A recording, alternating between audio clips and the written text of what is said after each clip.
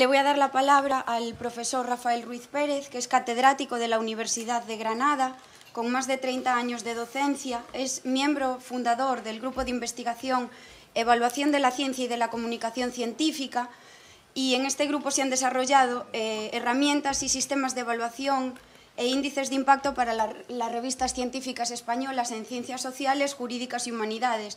Índices como, índices como el índice H, sí, ¿verdad? Índice H, INREC. Eso es, perdón. Y además es cofundador de la empresa, de la spin-off, la llamáis EC3 Metrics, ¿no? Muy bien.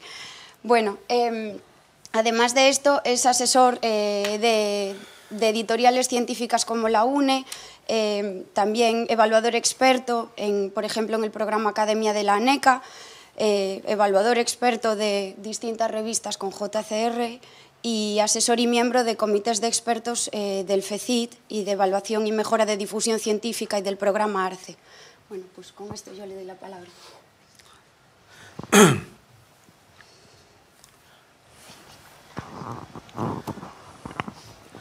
Bueno, gracias, Laura. Buenos días a todos. Agradezco vuestra asistencia a este simposio y, por supuesto, a la Fundación Barrié por haberme invitado a participar en las ponencias de este simposio que ha organizado sobre la publicación científica en arte, humanidades y ciencias sociales. Bueno, yo voy a hablar como el título de mi ponencia reza, las revistas científicas en el marco de la publicación y evaluación de la actividad científica. Todo el mundo sabe que las revistas científicas son el principal medio de comunicación de la ciencia moderna. La comunidad científica, además, le ha otorgado el carácter de ser el archivo de la ciencia, el registro oficial y público de la ciencia. Esto significa, o por esta razón, las políticas científicas que ponen en marcha los distintos países, poniendo en marcha sistemas de evaluación de rendimiento de la actividad investigadora, de sus investigadores y de sus instituciones, por este carácter oficial y público de archivo de la ciencia, toman las revistas científicas como punto de referencia de estos sistemas de evaluación. Por consiguiente, publicación y evaluación de la ciencia, canales de comunicación científica e instrumentos para la evaluación de la ciencia son dos elementos indiscutibles e intrínsecos a la naturaleza de las revistas científicas. Por estas razones.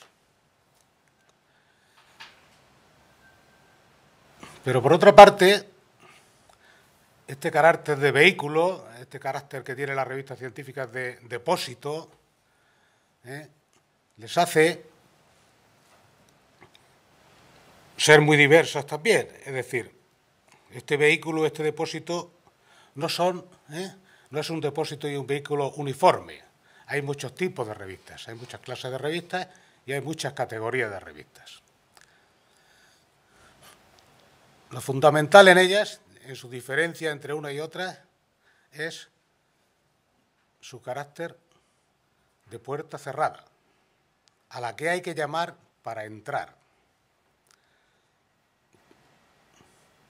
Y esto es lo que le diferencia de los nuevos sistemas de los que aquí seguramente se están hablando ayer y se hablarán hoy, sobre repositorios, la ciencia en la web, etc. Hay que llamar a la puerta para entrar. No discriminan a nadie, ni por razones económicas, ni de ideológicas, ni de sexo, ni de raza. Todo el mundo tiene acceso libre a las revistas científicas. Ahora bien, para entrar en ellas hay que examinarse. Esto hace que unas revistas científicas, los exámenes sean más serios y en otras sean menos serios, incluso algunas que no te examinan para entrar en ellas. Lo que, al mismo tiempo, haciendo un símil con el mundo automovilístico, pues podríamos decir que hay revistas, son SEA 600, hay R5, hay Volkswagen Polo. Vamos subiendo de escala.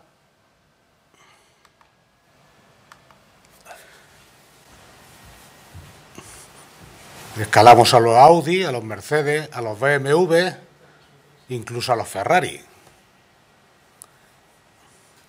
Evidentemente, todo el mundo quiere montarse en el Ferrari, o por lo menos en el BMW o en el Audi, pero las plazas son limitadas, los exámenes son exigentes. Mientras que en la escala de abajo, inferior, de este símil automovilístico, pues sobran plazas. Por tanto, el examen es mucho más fácil, incluso no te examinan algunas. Es el peer review. Esto es lo que marca la diferencia con y lo que le da el carácter a la revista científica, el carácter de registro oficial y público de la ciencia. Por tanto, puertas cerradas a las que hay que llamar y hay que examinarse para ingresar en ellas. Bien, este va a ser el mensaje que yo voy a querer transmitir. Lo voy a hacer también en paralelo con otro de los elementos fundamentales que inciden en el currículum vitae de un investigador y que es la financiación. Está muy relacionado la financiación con la publicación y con la evaluación de la ciencia. Sin financiación no hay, evidentemente, actividad científica. Y al mismo tiempo lo voy a enfocar al subtítulo que aparece debajo aquí en el título de mi ponencia, en los inicios de la carrera investigadora, porque entiendo, según las conversaciones que he mantenido con Laura, antes de concretar mi participación en este simposio, que los aquí presentes, pues fundamentalmente sois alumnos de posgrado, de máster, es decir, predoctorales, puede que haya, que podría haber algún doctorando, perdón, algún postdoctoral, y que sois además, como reza el título, del ámbito de las humanidades, fundamentalmente, y alguien de ciencias sociales. Seguramente vais a aprender mucho en este simposio.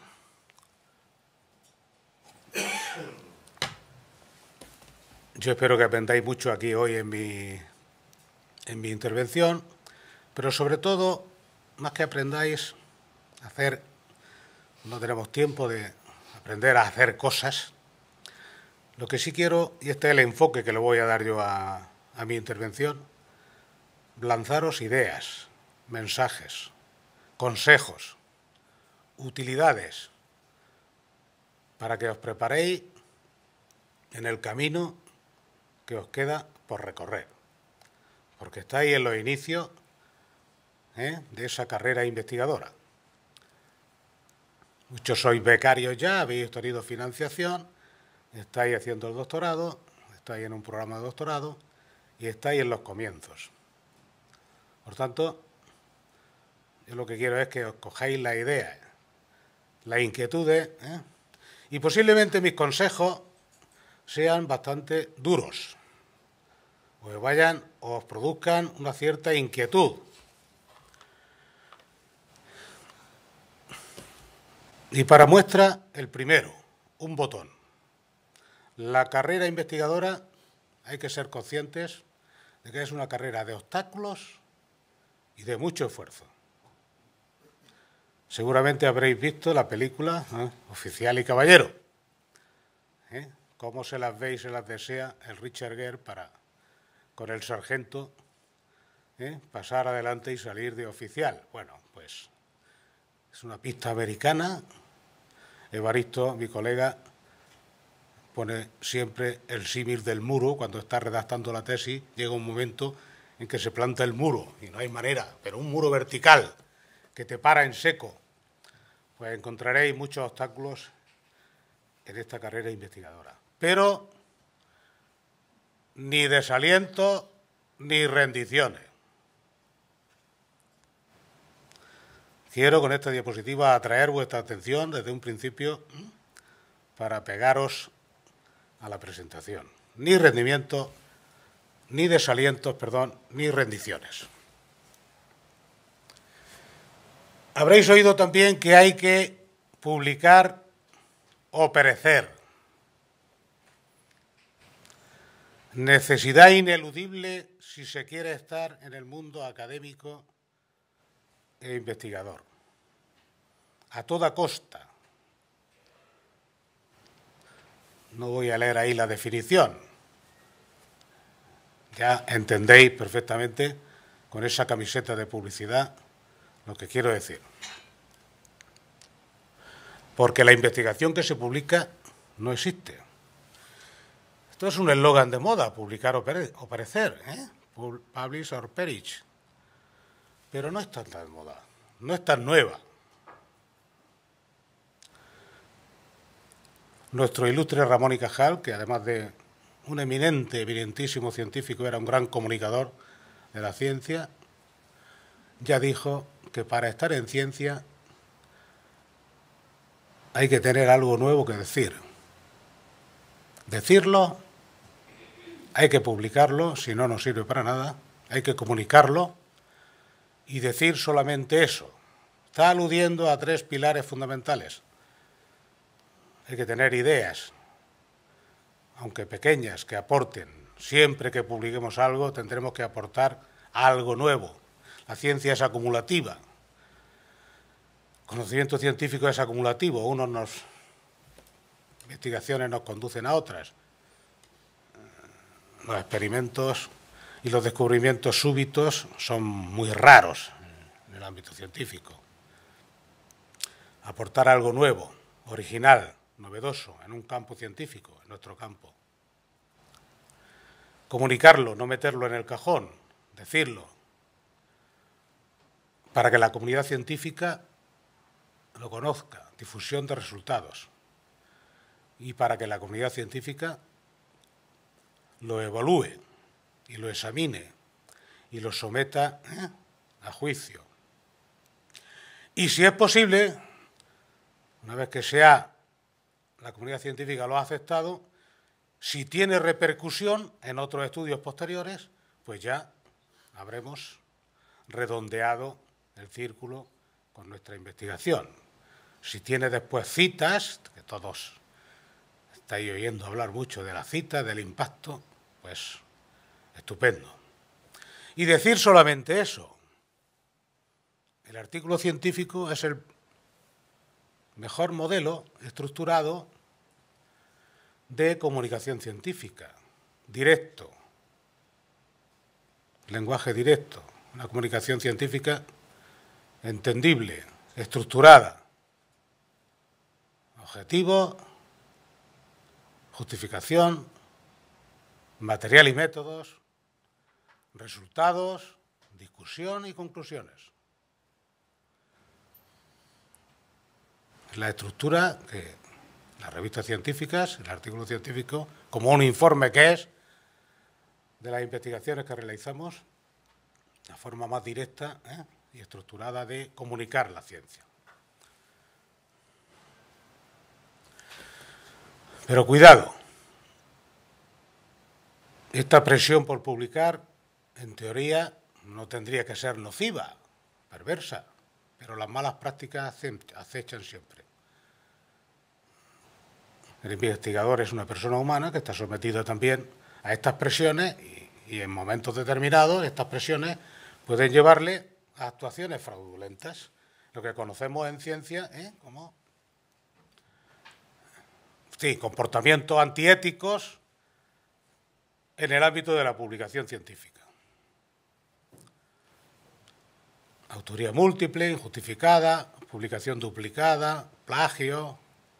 Sí, lo del plagio ya es más grave, ¿no? Pero la autoría regalo, la autoría injustificada, está a la orden del día. Tenemos datos desde la bibliometría, desde la evaluación de la ciencia, tenemos datos que realmente apuntan de forma significativa al incremento de la autoría múltiple en una forma desproporcionada con respecto al aumento de la publicación científica y el aumento de la autoría única. En vuestro campo, en vuestro ámbito, humanidades, menos en ciencias sociales, derecho, ciencias jurídicas y ciencias humanas, lo normal es la autoría única. Pero a partir de las ciencias sociales, las ciencias duras, la autoría múltiple es lo normal. Lo anormal es la autoría única. Pero, en fin, aquí tenemos que andar con pies de plomo. Sabemos que la investigación científica cada vez más es interdisciplinar, en colaboración, los grupos, los equipos de investigación, y por tanto no debe de sorprendernos, evidentemente, que la autoría múltiple se esté disparando. Pero sabemos que hay, precisamente por la presión que nos impone el sistema de publicar, que hay una inflación en la autoría. Es espectacular el aumento del número de trabajos por paper, del número de autores por paper, en los últimos años. Bien. Estáis en los inicios de la carrera investigadora. Yo creo que estáis aquí, salvo alguien que esté con el, que ya sea un postdoctoral.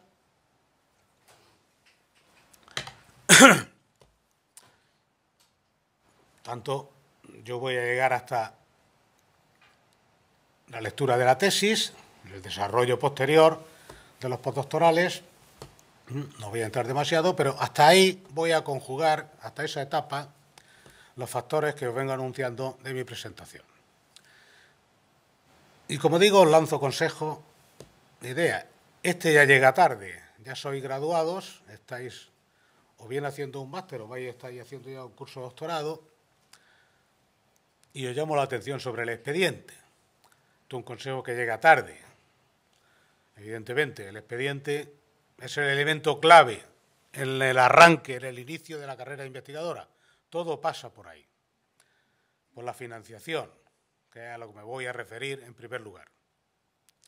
No nos tomamos demasiado en serio y aquel aprobado, el 5, el 6 que tuvimos en una determinada asignatura en primero del grado o en segundo, donde no éramos muy conscientes de, pues ese, aunque después en tercero, en cuarto tenemos todo sobresaliente, todo matrícula, ese 5 o esos 2 cinquillos nos están hundiendo el expediente, la nota media del expediente.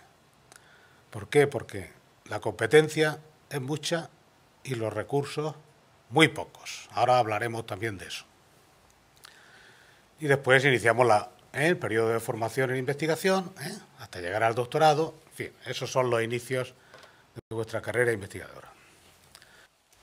Por si los obstáculos fueran pocos, pues seguimos con la crisis. La crisis está remontando, o eso por lo menos nos dicen la clase política, pero en investigación no estamos remontando. La crisis financiera, o sea, de financiación de la investigación, pues yo creo que no estamos remontando. Es más, hemos bajado. El año pasado estuvimos en el 1,20 y 1,2 del PIB dedicado a investigación, fondos públicos. Creo que hemos bajado al 1,18 este año. Las becas de investigación de la FPU se convocaron 800, este año creo que han sido 50 más. Habíamos llegado casi a 950 becas, 1000 becas en años precedentes. La promesa de llegar al 2% del PIB, el 2 y pico por ciento de inversión pública del PIB en investigación. España ha perdido una masa de investigadores importante y vamos a hacer algunas reflexiones sobre esto. estamos por debajo de la media europea. Este es el año 2013. Ya he dicho que ese 1,24 de España del PIB ha bajado. Ha bajado incluso.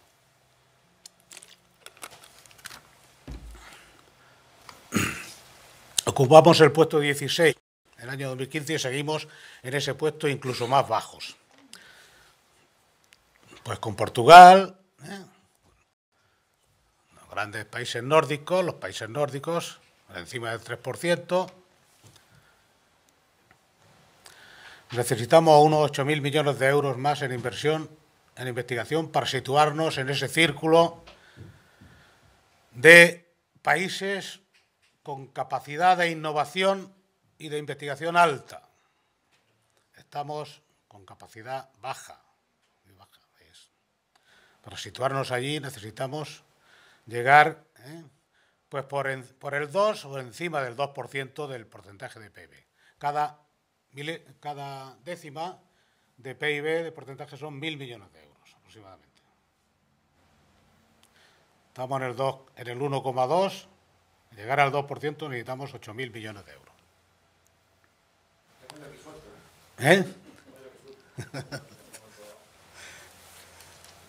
¿De acuerdo? Por tanto, bueno, y eso que cuando estalla la crisis se dice que hay que cambiar el modelo productivo.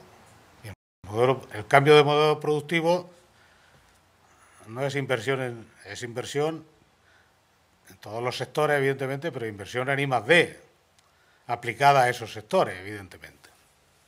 Este es un poco el panorama general de financiación que se os puede dibujar en la carrera investigadora. Hasta la tesis doctoral, como digo, ahí nos vamos a referir, voy a estar algunos de pasada, no nos vamos a entretener mucho en esto. Y veis después los programas, los programas Ramón y Cajal, los Juanes de la Cierva, los programas I3 de consolidación. Sí, hay ayudas, pero ¿cómo las conseguimos? Tener en cuenta en esta etapa inicial, y en todo el desarrollo de la carrera investigadora, que la financiación forma parte importante del currículum, cuenta.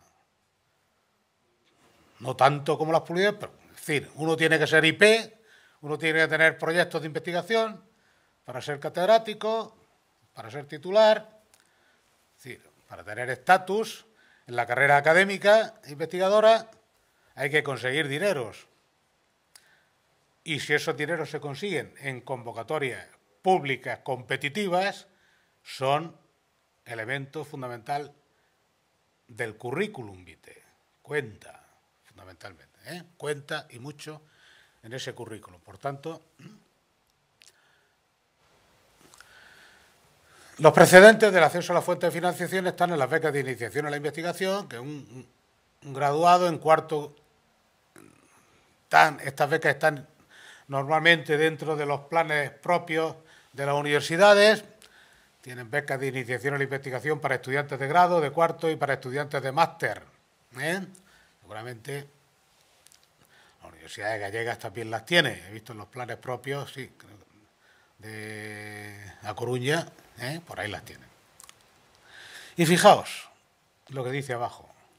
Dotación adicional, si se consigue una beca de estas, 2.000 eurillos me parece que da la Universidad de Granada, o 1.500, con una dotación adicional, si como resultado de esa beca, que ha estado asociada a un grupo de investigación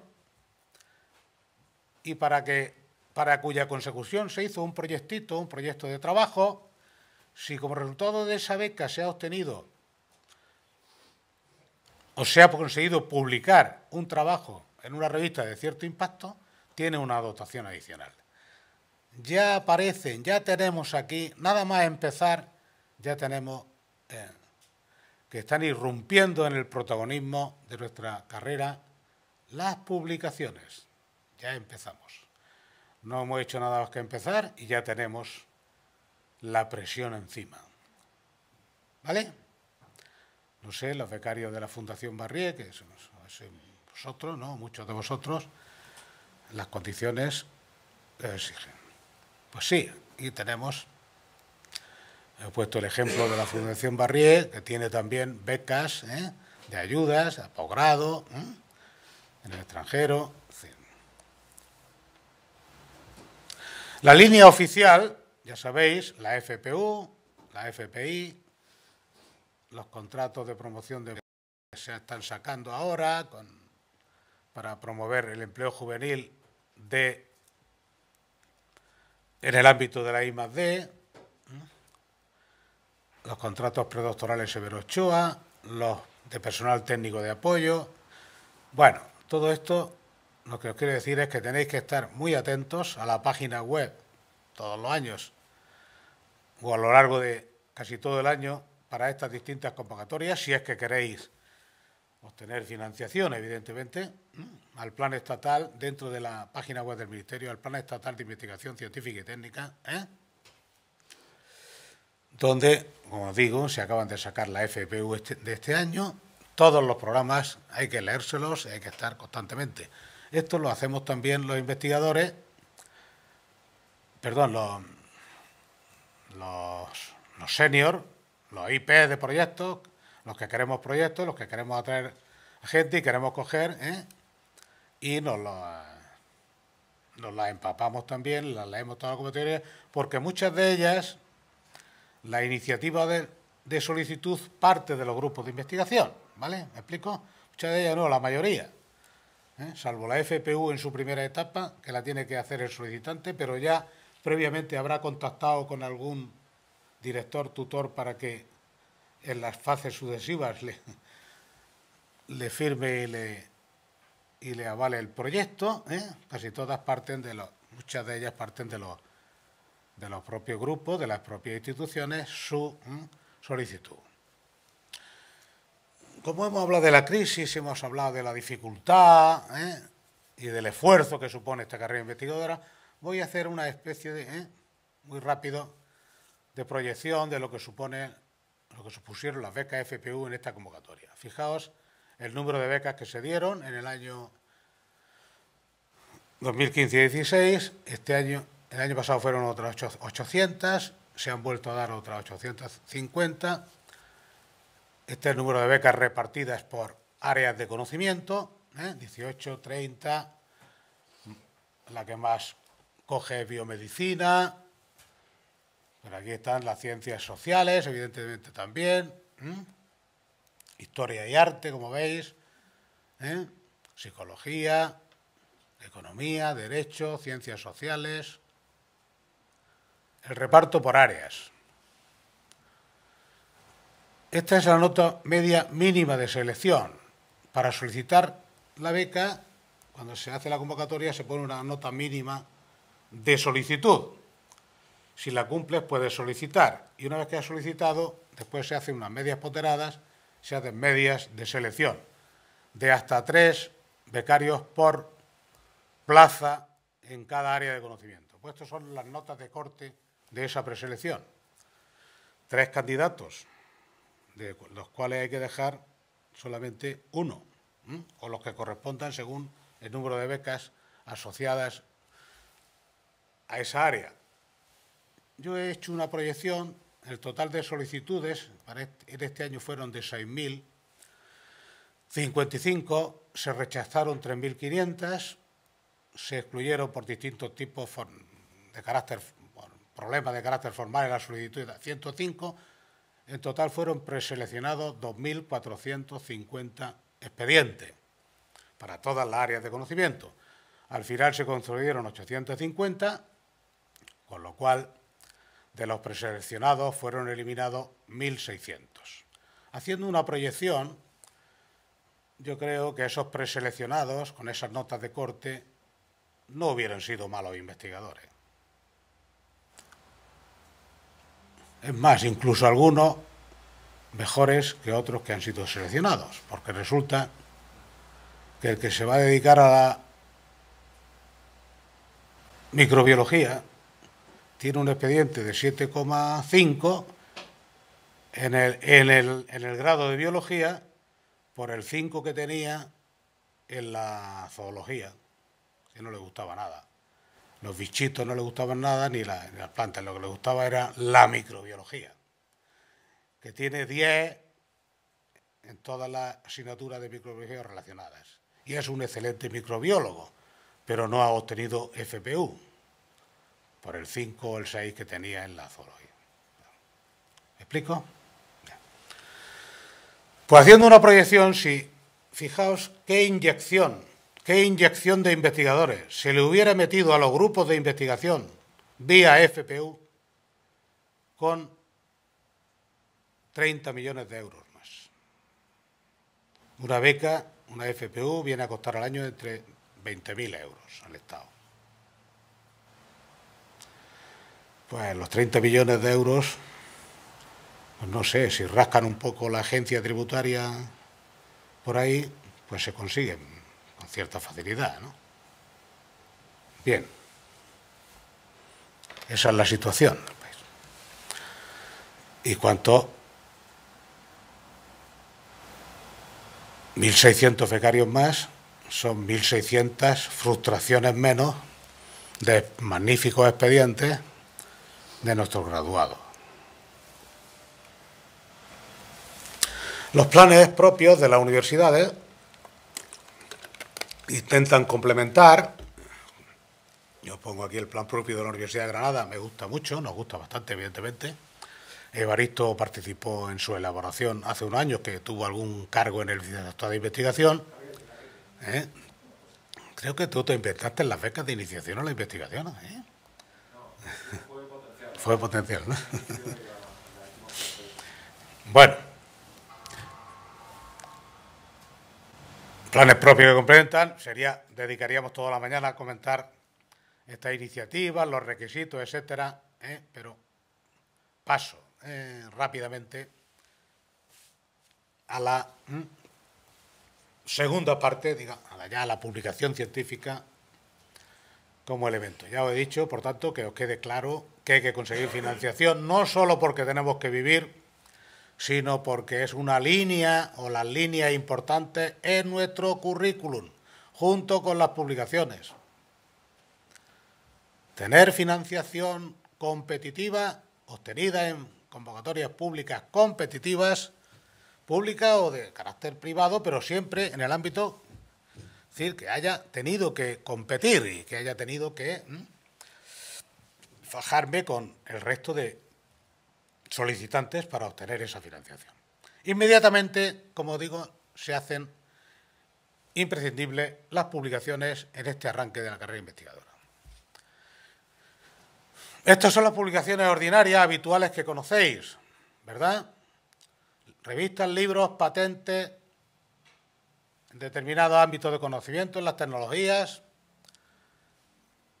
y congresos. Las revistas. Las revistas. Y eso que estamos en arte, humanidades, aquí, donde el libro todavía sigue siendo un canal, evidentemente, importante, importantísimo, de comunicación científica. Pero para hacer un libro, pues se tarda más tiempo, es otro tipo de planteamiento de investigación. La revista, el artículo científico nos acomoda a investigaciones más especializadas, más concretas, en un tiempo menor, nos permite el libro, una monografía, pues, en fin, que os voy a decir en ese sentido, de que tiene mayor recorrido el libro. La revista tiene un recorrido más inmediato y, por tanto, tenemos que empezar a trabajar eso. Los artículos científicos, pues ya habéis visto, en la beca de iniciación a la investigación ya incluso el TFM de nuestro máster puede ser el germen de nuestro primer artículo.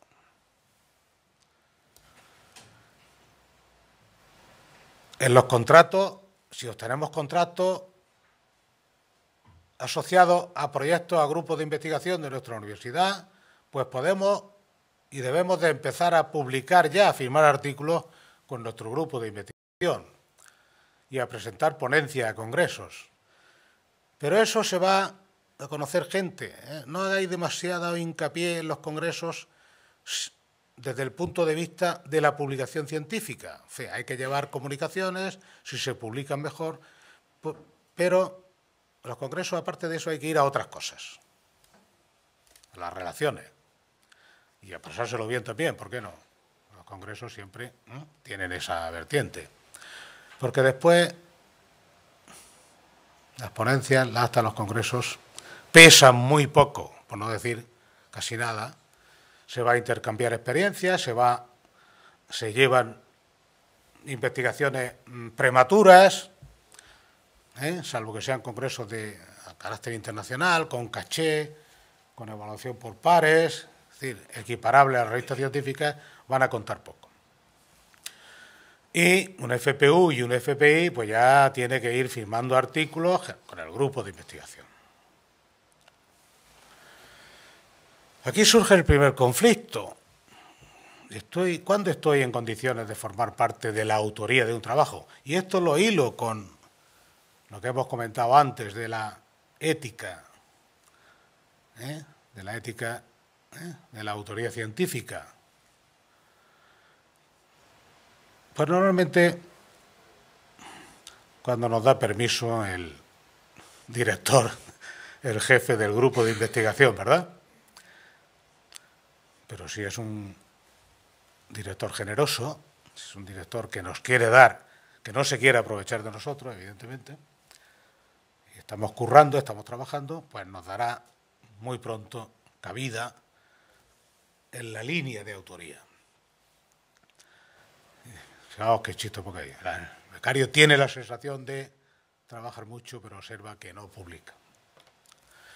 Bueno, pues es bueno que conozcáis, aunque esto dependa de la dinámica interna de los grupos de investigación, aunque esto dependa de la, digámoslo así, generosidad o de las oportunidades que nos quiere brindar nuestro jefe, es bueno que sepáis y que anotéis y que tengáis en cuenta cuando un investigador, un autor, tiene derecho a formar parte de la autoría de un trabajo.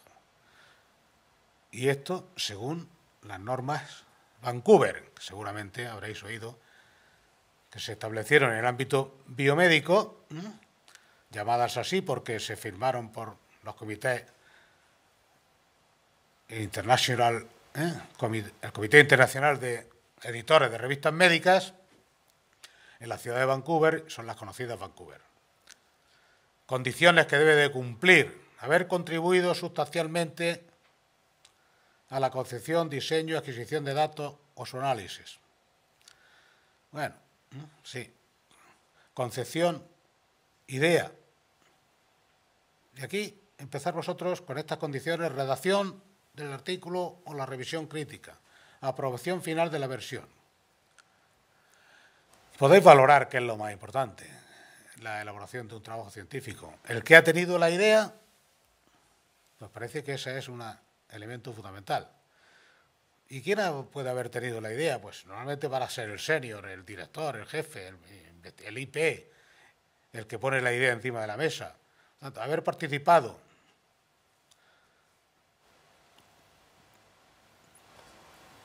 No tengo que haber participado en la idea para poder firmar. En la concepción y diseño sí.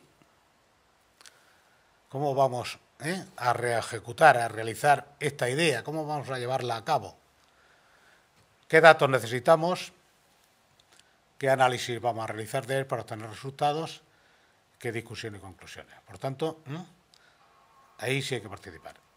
Si no se participa de forma sustancial, dice el criterio, no se tendría derecho a formar parte de la autoría, o no tendríamos derecho a reclamar un lugar en esa línea de autoría. En fin, en cualquier caso, después, cuando la autoría es múltiple, también hay una cosa que se llama el orden. Primero, segundo, tercer firmante, último firmante, responsable de correspondencia. Cuando se firma el trabajo, se pone un asterisco a uno de los autores, que es el que se va a encargar de la correspondencia entre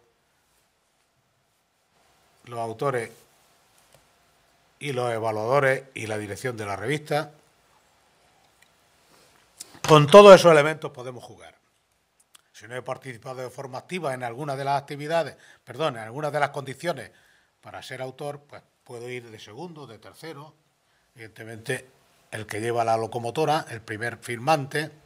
Esto en humanidades, cuando la autoría es única o hay uno o dos, pues o uno se turna con el colega de investigación, para unos lo firma uno primero otros, pero esto os advierto que cuando publiquéis en coautoría, dos o más de dos, sobre todo más de dos, os lo penséis ya, es decir, no dejéis este asunto al libre albedrío.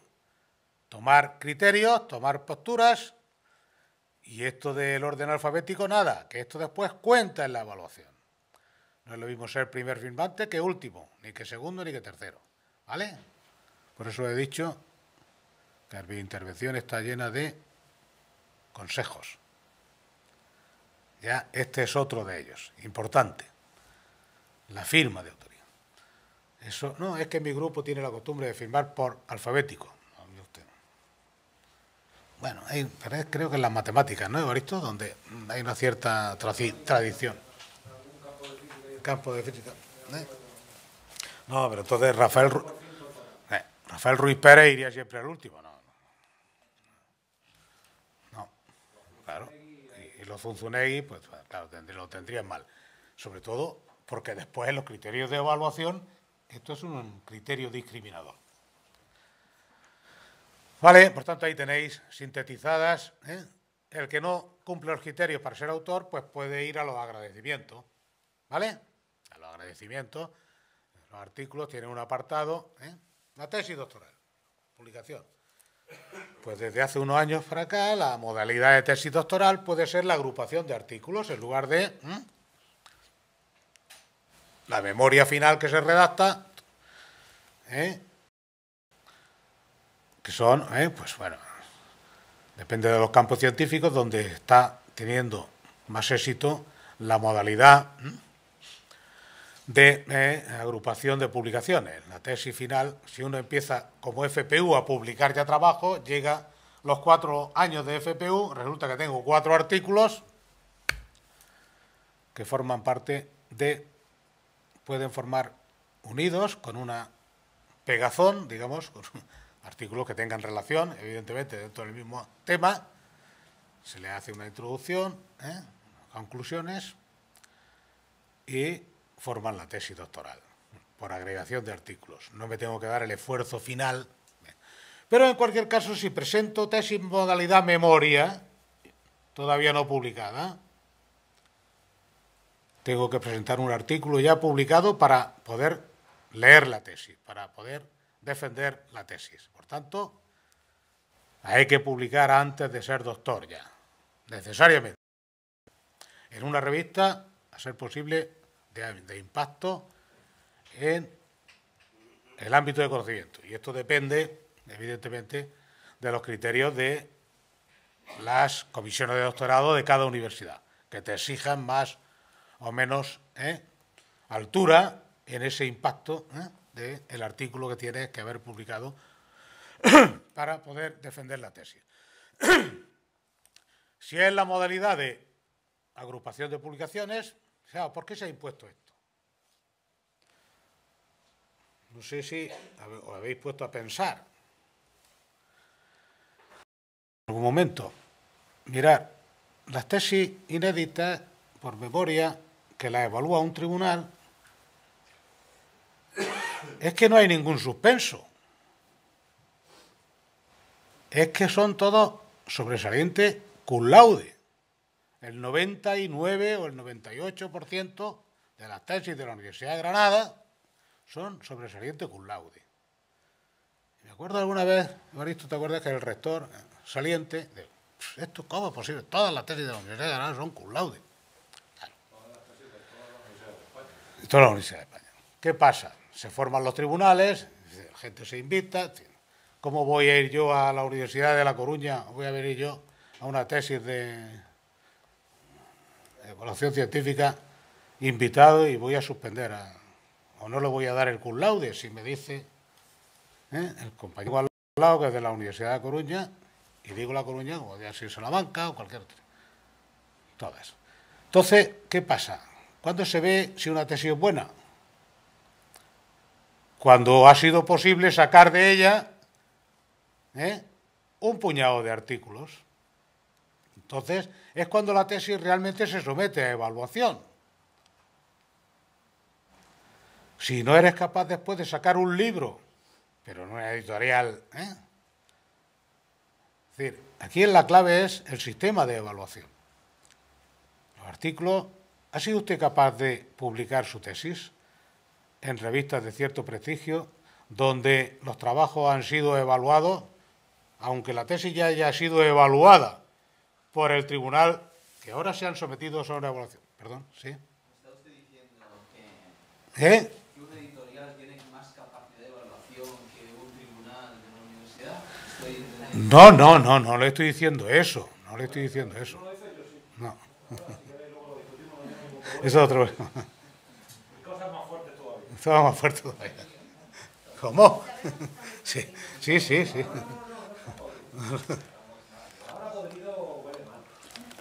No le estoy hablando de capacidad. Estoy hablando de lo que hace.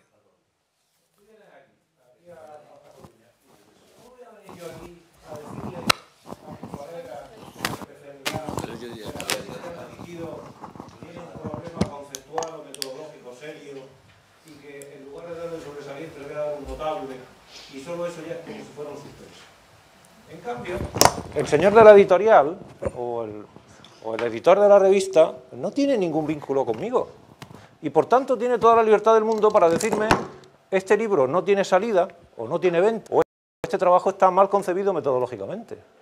Y eso es lo que ha conducido a que la Universidad Española, siguiendo el modelo europeo y norteamericano, termine por considerar que las tesis tienen un acto formal en el que básicamente se habla de cuál va a ser el grosor del filete que nos vamos a comer a continuación y que los artículos o los libros son donde se van a probar si efectivamente esas tesis son o no son buenas. En el caso de Granada, luego tendré oportunidad de comentarlo, esto ya se ha convertido en una exigencia previa. Si no tienes los artículos, no se lee la tesis.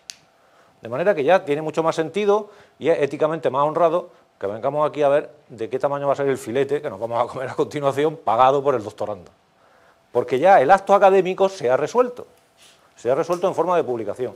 Y mantenemos vamos a llamarle así, la liturgia de sentarnos, ponernos un gorro en algunos casos y decir al doctorando que es un tío estupendo, trabajador, doctoranda, en fin, y que es una persona excelente. Pero el acto académico como tal ha salido del debate personalizado en el que yo, en la cara al doctorando, le tengo que decir, oiga, usted, su trabajo no vale nada. Eso que es muy desagradable y que yo alguna vez lo he tenido que sufrir, pues, en fin, gracias a Dios nos lo hemos ahorrado ahora. Esta es la explicación, pero no hay podredumbre, es simplemente una forma mejor y menos traumática de hacer las cosas. ¿Entiendo yo? Pero, por otra parte, no le estoy diciendo que el tribunal no tenga capacidad. Esa es la pregunta que me ha hecho. Sí que tiene capacidad. Claro que tiene capacidad para jugar la tesis. Y para eso ha tenido un mes para leérsela, si quiere tomarse la molestia de leerse la tesis los miembros del tribunal. ¿Vale? Claro que tiene capacidad. Lo que pasa, posiblemente, es que no la ejercita. Por determinadas, claro, presiones. Por determinadas expresiones o influencias, que no está dispuesto a ejercitarla, sí, salvo que usted tenga experiencia en contra. o que no avalen esta cuestión. No, pero esto es 99%. No, yo no tengo ninguna experiencia, es más, yo llevo un mes de doctorando, ¿no? Un mes. Claro, ninguna. A mí me da pena. ¿Te da pena? ¿Por qué? Porque no, yo no le veo a este asunto. Me da pena porque es un sistema totalmente marcado en el ámbito neoliberal actual. ¿No? Bueno, tengo que empezar por decir que yo soy un neoliberal, así que... Claro. Yo también, pero porque no me queda más remedio. Lo que pasa es que mi tesis va a estar relacionada con la igualdad de oportunidades, lógicamente. Entonces, la base en la que tengo que mantenerme es en que tengo que estimar de mi tribunal pues una serie de cuestiones éticas que no debería de tener del sistema neoliberal clásico, que es el de las revistas, ¿no? Yo puedo aceptar y veo como criterio muy interesante el que tengamos que publicar previamente a desarrollar una tesis, lógicamente. Y puedo entender que en las revistas hay personas altísimamente cualificadas, como ocurre en algunos casos, no en todos. Lo que sí supongo, o sí espero, y para eso estas cuestiones, y para eso nos formamos, para llegar el día de mañana a ser parte de un tribunal, porque el sistema nos acreditó para tener ese nivel. ¿Quién acredita a las editoriales para tener capacidad de poder entender mi tesis? Claro, si yo voy a hacer una tesis innovadora, novedosa, sobre la teoría queer, por ejemplo, ¿qué editorial tiene capacidad hoy en España para analizar eso? Ahora, ¿qué profesoras o profesores universitarios? Sí, por supuesto que sí. ¿Pero qué editorial? Por supuesto que no. Vamos a ver, es que estás también hablando, focalizando en las editoriales. Y si esa tesis se tradujera en un libro, vamos a llevarla a una revista, vamos a llevarla a una editorial de revista. En todas las revistas hay personas... El sistema de evaluación por pares de la revista, el sistema de... Te van a evaluar, los artículos los van a evaluar evaluadores externos a la propia revista, ajenos al ámbito y al entorno de influencia de la tesis y del tribunal de la tesis. Por tanto, es una garantía y un aval. Yo entiendo de hecho, es mucha más garantía. Es mucha más garantía. Entiendo tu razonamiento, pero de lo que nosotros estamos hablando son de, digamos, estructuras macro, es decir, datos, tenemos datos, tenemos información, o no es sospechosa, perdón, el Ministerio de Educación no es sospechosa, porque debería hacérselo mirar, ¿no? Debería el Ministerio de Educación contratar a esas personas que están en las revistas para darnos clases. No. Vamos a ver, no lo confundamos. Vamos a ver, perdona, si tenemos datos fiables, todas las tesis de España son el 99% o el 98% son cum laude. No deberían de serlo, ¿de quién es la responsabilidad? Usted pone la mano en el fuego porque eso es así. Llevo un mes aquí y las manos en el fuego siempre queman. Por eso.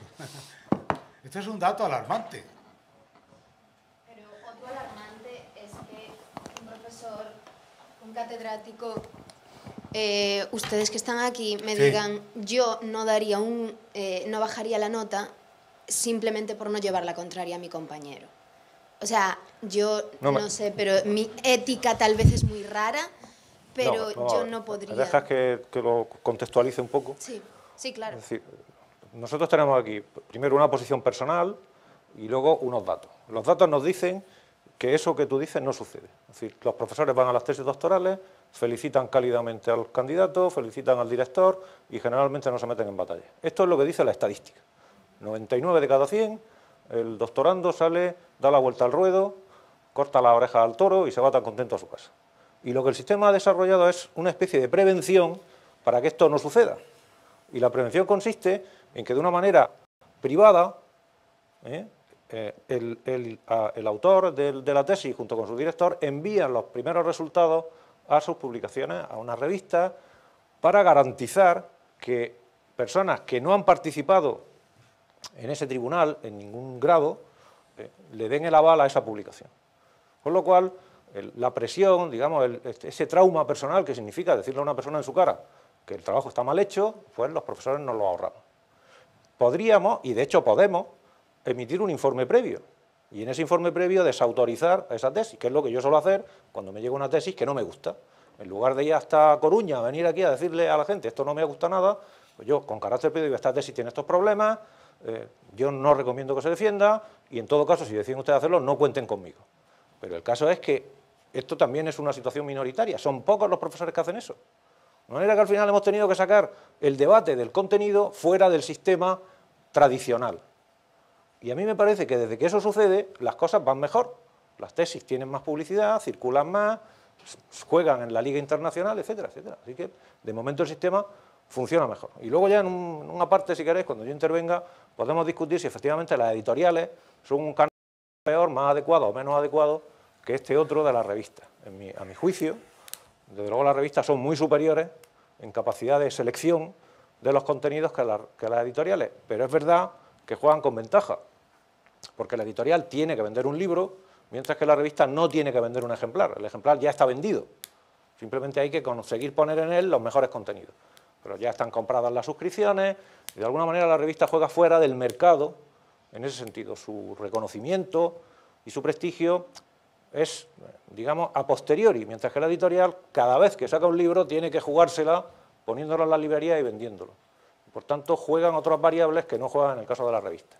Pero bueno, insisto, podemos luego ampliar esa idea. Perdón, ya sabes que gracias, soy Alberto. incontinente verbal. Gracias por el capote. No. En todo caso, la lógica me dice que los evaluadores, cuanto más lejos, mejor. Sí. La evaluación, cuanto más externa, mejor.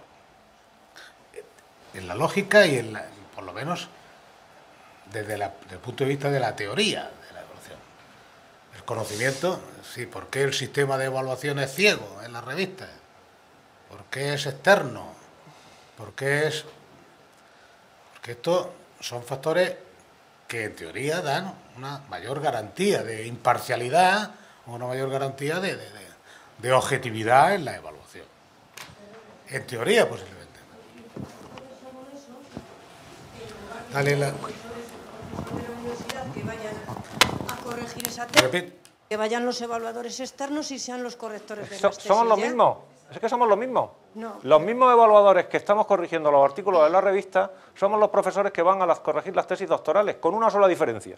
En el caso de la revista, si son internacionales, juegan profesores españoles, franceses, alemanes e italianos, mientras que en el caso de las tesis, 4 de cada 5 son nacionales. Es decir, jugamos en la Liga Nacional para la evaluación de la tesis. En el caso de la revista, si la revista es buena, la liga es internacional. Pero somos todos los mismos. Yo evalúo trabajo del mundo entero, como Rafa. No hay dos comunidades, hay la misma comunidad. Solo que en el caso de la tesis española, esa comunidad está mayoritariamente formada por los jugadores locales, que tenemos una serie de reconocimientos, sexenios, doctorados, etcétera, que nos permiten acudir a las tesis y al mismo tiempo nos permiten acudir también a la evaluación de revistas, en las mismas condiciones. Pero no hay dos comunidades, no penséis que estos forman grupos separados, es la misma comunidad siempre, la comunidad de profesores universitarios, investigadores de instituciones superiores como el Consejo, o centros de investigación franceses o alemanes, etcétera, etcétera, etcétera. Los mismos, mismos requisitos, mismas tarjetas para todos. Es un problema de distancia y de tamaño Sí. de la comunidad científica. Vale, pero si yo, por ejemplo, Comunidades científicas pequeñas todos nos conocemos, evidentemente. Claro. si yo decido dejar mi tesis colgada en la página de la Sí. USC, le cedo los derechos, Sí. ¿cómo defiendo quién evalúa? ¿Cómo digo yo cuál es la calidad de mi tesis si no la voy a poder publicar? Por ejemplo, tendría que hacer en revistas, puesto que he cedido esos derechos. A mí esto ya me crea todavía más confusión, ¿no? Perdón, si he interpretado con ayuda de mi compañera bien tu intervención, tú te refieres al hecho de que has subido la tesis. No, a ver, por ejemplo, yo digo, cedo los derechos todos a la universidad, ¿no? Cuando te dice, ¿usted está dispuesta...? Sí, pero esa cesión no tiene nada que ver con la lectura y el hecho de que a ti te otorguen un doctorado. No, ya, pero yo puedo ser doctora, pero luego no voy a poder participar en las revistas que según ustedes son las que ¿Cómo van que no? a calificar que tu ¿Por qué tesis no? sea potente ¿Por o qué no sea no? potente. ¿Por qué no? Puesto que yo si he cedido esos derechos... No. Nada que ver. Tú has cedido tus derechos a la universidad en el momento en que subes el material al repositorio, pero la universidad no te impide que publiques esos resultados en forma de artículos de revista. Son dos cauces en paralelo. Puedes hacer las dos cosas al mismo tiempo. No hay problema en eso. Bueno, esto se anima, ¿eh? Aquí- Sí, bien. Esta es la idea. Esta es la idea. Yo tenía otra duda también, aprovechando que vosotros tenéis experiencia en los artículos y en las tesis, ¿no?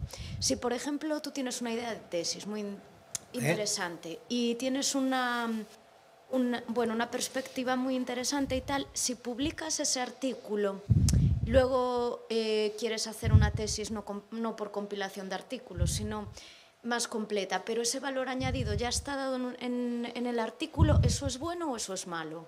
Eso es bueno. No Quiere decir quemarías la tesis. que ha ¿o no? anticipado, ¿no? Sí. Ha En anticipado. Granada es obligatorio. O sea, es mejor entonces publicarlo en un artículo y luego seguir Sí. que intentar guardarlo y... Claro. Y además es obligatorio presentar el artículo. ese artículo tiene que estar relacionado con el tema de la tesis. Puede ser un anticipo metodológico la aplicación del tema de la tesis a un campo reducido que después se amplía, etcétera, etcétera. Bueno, ¿seguimos? Y al final debatimos. Lo que pasa es que no vamos a tener mucho tiempo a debatir porque estamos ya... el avión... Bueno, nos queda bastante. Venga, No nos queda bastante, Rafa. No, 20 minutos, no, te voy a las 11:30 a las 11:30 te dejo. Bueno, en la modalidad de agrupación de artículos para presentar la tesis, y aparte, en fin, yo también comentaba esto porque me parece que es mucho menos penoso para el doctorando, que no se tiene que dar el atracón final de la redacción que supone que es cuando sale el muro ese que estoy redactando y me atasco y no puedo seguir. Los artículos con los colegas del grupo de investigación se hacen más livianos, un proceso más largo, y llega al final, tengo 3, 4 artículos y resulta que tengo capacidad para conformar mi tesis, leerla y defender ese trabajo. Las condiciones que se tienen que dar son estas, que los coautores, si es que lo hay, cedan ese derecho, ellos no puedan presentarlo en su futura tesis, evidentemente, ese mismo trabajo está quemado, cuando lo utiliza uno de los autores, está quemado, y tienes que obtener la cesión de los derechos de tus colegas. Esa es la única condición, ¿vale? Y que los artículos estén publicados en medios de comunicación científica, en revistas evidentemente de garantía de impacto, dependiendo de los niveles del área de conocimiento y de las universidades, la exigencia mayor o menor que te van a pedir. Bien. Llega el día D, la hora H, se lee la tesis y ya tenemos nuestra tesis. Pues a partir de aquí ya tenemos algunas publicaciones en nuestro currículum. Hasta aquí, pues a partir de aquí ya tiene que ser el torrente de publicaciones. Perdón, el torrente. Vamos a dejarlo. Las que podamos. Pero Pequeño cuando ya, digamos que adquirimos el estatus de investigador, que puede publicar sin el permiso del grupo de investigación y sin el investigador principal, y que tiene capacidad para formar incluso grupo de investigación propio, ¿vale? Bien, publicación científica.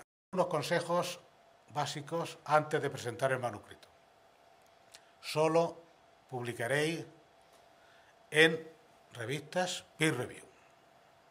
Revistas que aseguren, revistas españolas, internacionales. Ahora iremos escalando en las aspiraciones y en las pretensiones, pero estos son consejos básicos. No dirijáis ningún trabajo a ninguna revista que no acredite este procedimiento en el proceso editorial. Que la revista utilice esto.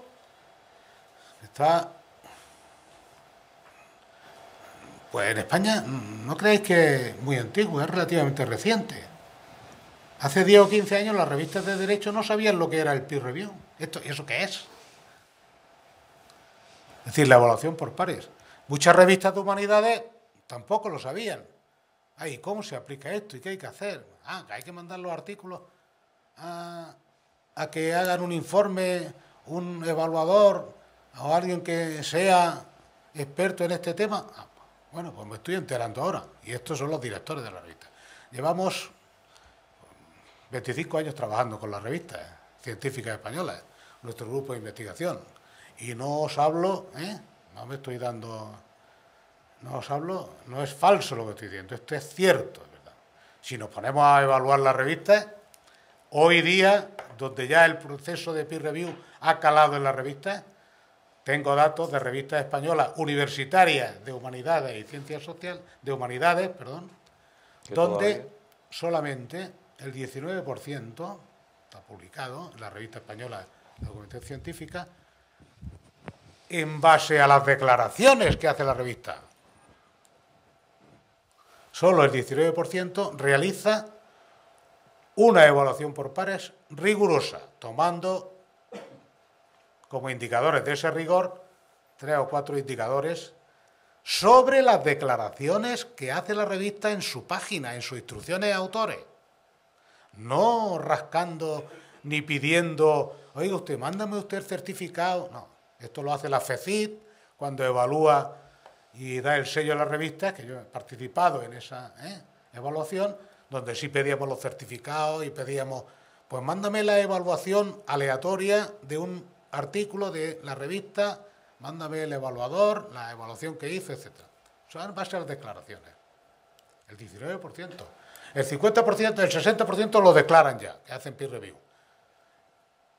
Pero cuestiones que puedan demostrar o indicadores que puedan demostrar que ese peer review se cumple, indicadores que podamos ver nosotros, sin entrar en los consejos de redacción,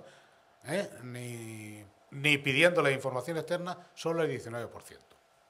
Revistas de arte y humanidades. Por tanto, esto es ineludible. Si no podéis, no leéis las instrucciones de autores, o en cualquier sitio, no dirijáis el artículo ahí, dirigidlo a otra revista. Aunque la revista la tenga cerca aquí, sea del departamento, se pretende evitar eso. ¿Cómo sabemos si una revista es peer review? ¿Utiliza revisión por pares? Pues entrando en la propia página web de la revista, aquí tenéis alguna revista que alguien la conocerá, de aquí creo que es de la Universidad de La Coruña, y en sus instrucciones a autores o en los enlaces que haya sobre el proceso de revisión por pares, si es que no tiene un específico, entramos ahí, miramos, leemos y vemos la declaración del proceso de evaluación.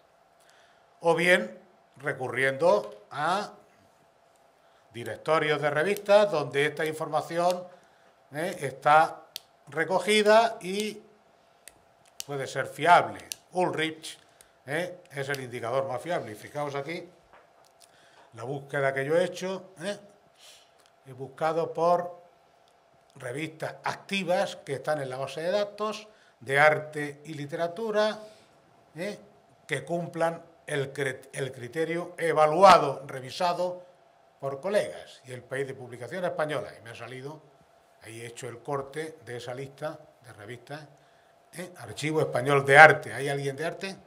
¿Conocerá esta revista? Es una revista, y además que es una revista que está en el Aran Humanities Citation Index, que esto ya es la garantía, ya habéis oído hablar de esto, de la Web of Science, y por tanto, pues, yo creo que es una buena revista. Ya no tenemos excusa, y hay alguna más, está Goya, está otro tipo de revistas de historia del arte, es decir, no tenemos excusa para no publicar en revistas españolas con peer review, porque la hay.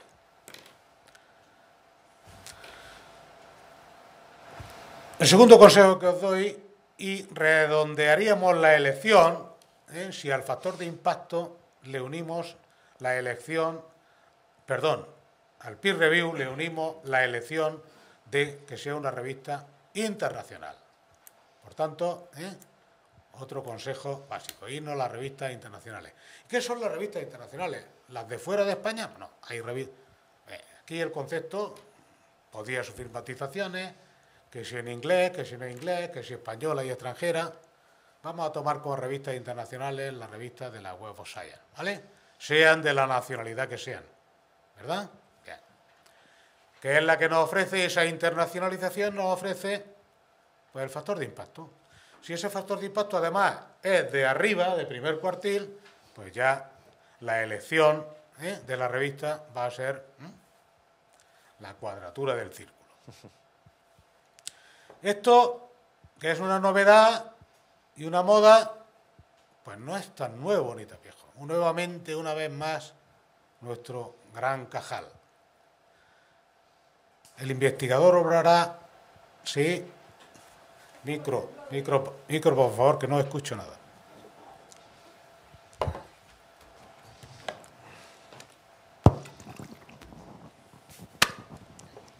Esto de la JCR, en realidad para nosotros de arte, pues yo creo que no aplica, ¿no? Porque Sí. la JCR no indexa o no tiene índices de impacto de las revistas de arte. Entonces, claro, no sería un lugar, creo yo, para nosotros buscar, ¿no? O sea, mi pregunta es, ¿cuál sería el mejor lugar para arte?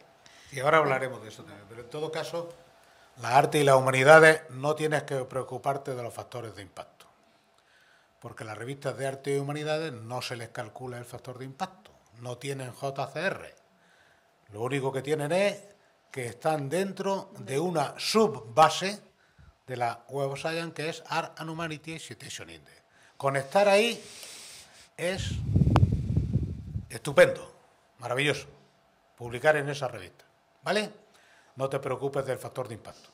En todo caso, si quieres una revista que pueda lucirle factor de impacto, pues te vas a las revistas de arte y humanidades de Scopus, de SJR, donde ahí sí les calculan el factor de impacto, ¿vale? ¿Por qué la Web of Science no les calcula el factor de impacto? Porque considera que las citas que emiten las revistas de humanidades todavía hay un porcentaje muy importante a libros y a otro tipo de documentos de archivo, y variedad de documentos.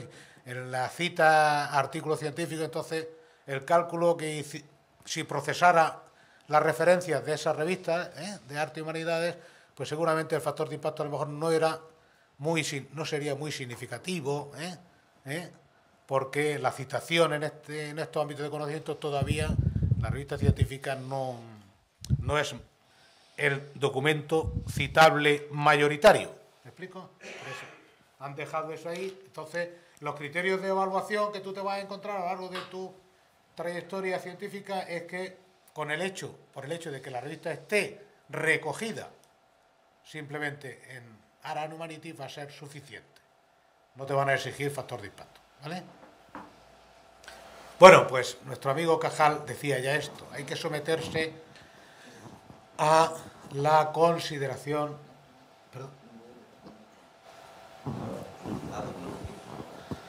de las... Bueno, podría dar alguna explicación más. No sé si la pregunta del compañero iba por ahí. ¿Y por qué? ¿Y por qué el simple hecho de estar en la Web of Science ya es un elemento de garantía? Pues miren ustedes, pues porque los criterios que aplica la base de datos para ingresar una revista son rigurosísimos. No entra cualquier revista que quiera entrar. Es el oscuro objeto del deseo. La Web of Science para la revista. Claro. Llaman a la puerta, pero no se le abre la puerta. Los criterios de selección son... ¿Que hay errores? Que a veces nosotros miramos... ¿Cómo ha podido entrar esta revista en la web? Pues sí, claro. Si esto está...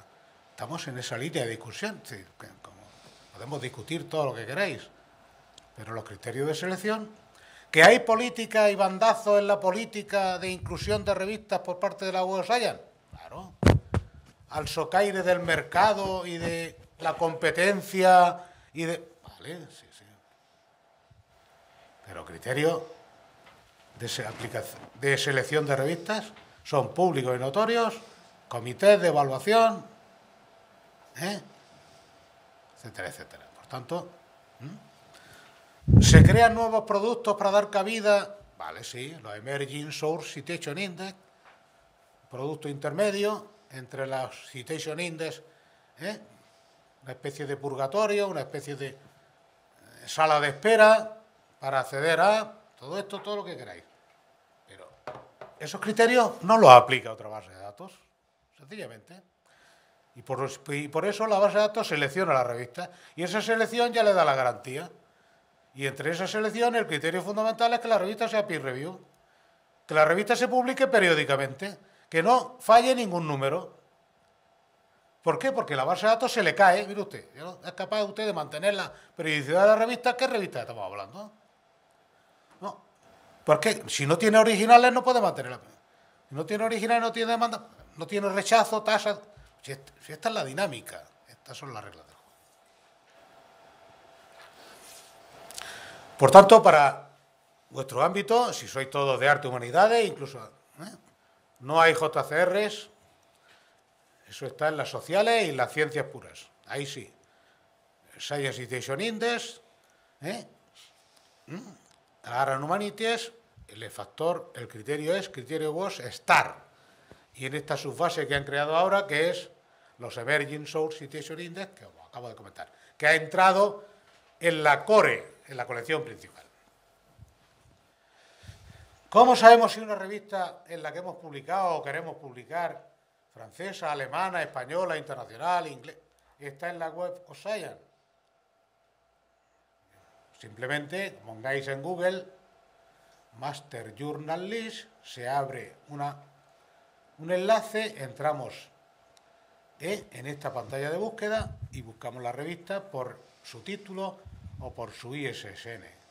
Y nos dirá, podemos recurrir a la revista, evidentemente, la revista va, si está en la web of Science, va a hacer propaganda, evidentemente, de que está ahí. Pero, para averiguarlo, y una vez que entramos ahí, nos dice si está en el ART, en el Social, en el Science, en los JCR, etcétera, etcétera.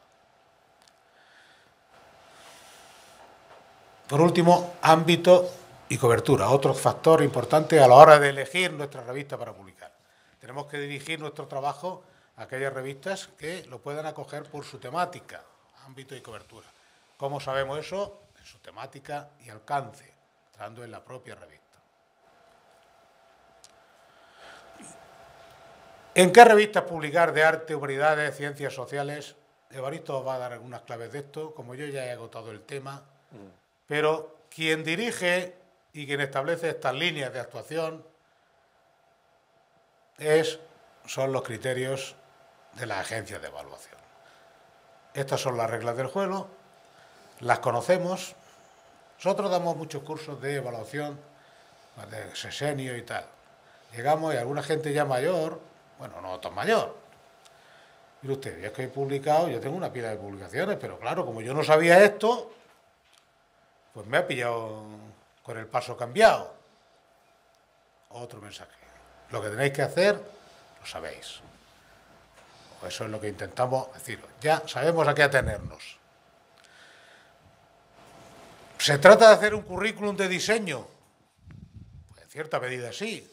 ¿Pero qué? ¿Tiene algo de malo esto? Son las reglas del juego. Me están diciendo lo que tengo que hacer y lo que van a seguir después.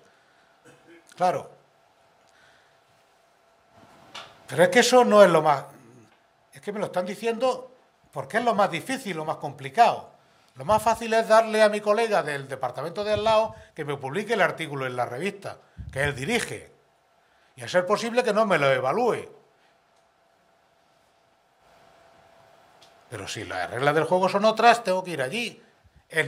Vamos a ver.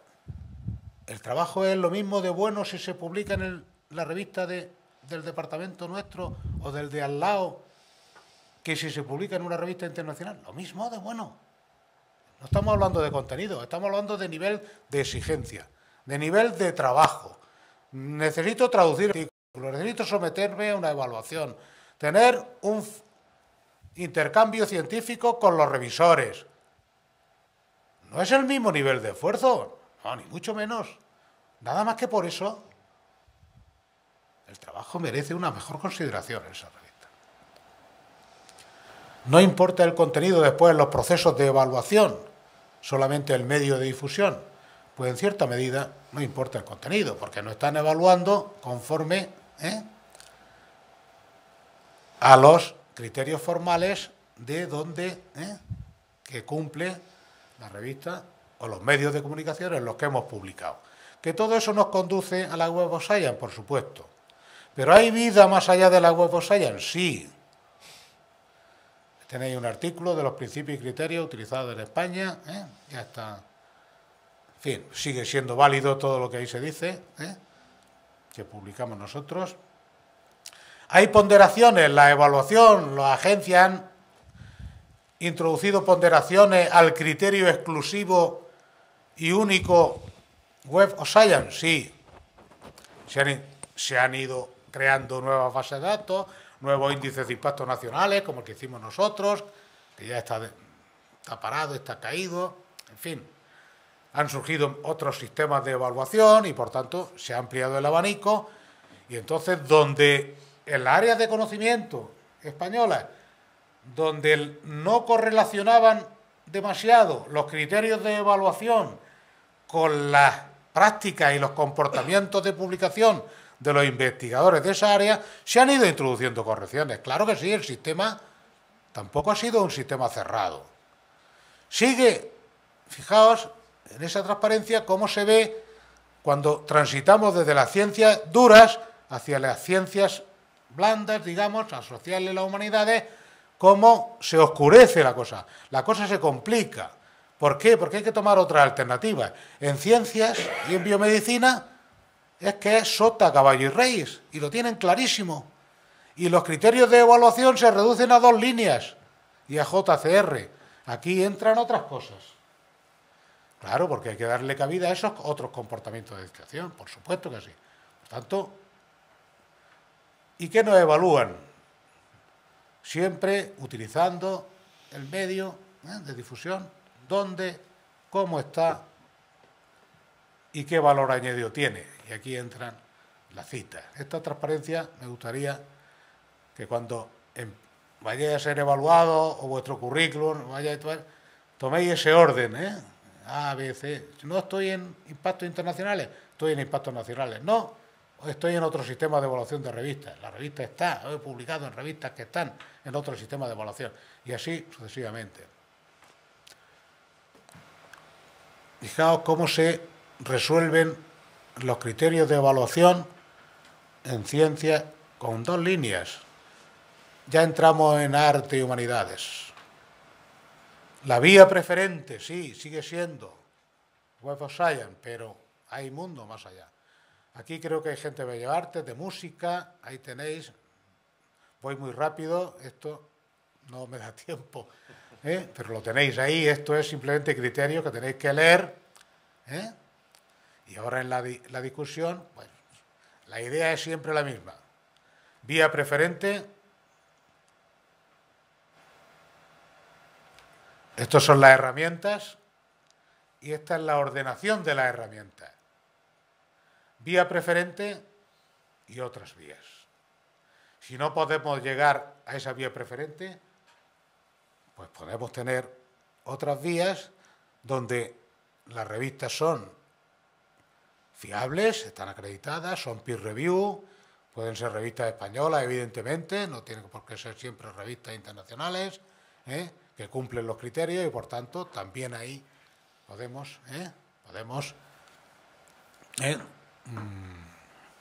utilizarlas como vía de publicación. ¿De acuerdo? Bien, muchas gracias. Y para los libros, perdón, muchas gracias por la atención y os deseo mucha suerte en esta apasionante aventura que es la investigación científica.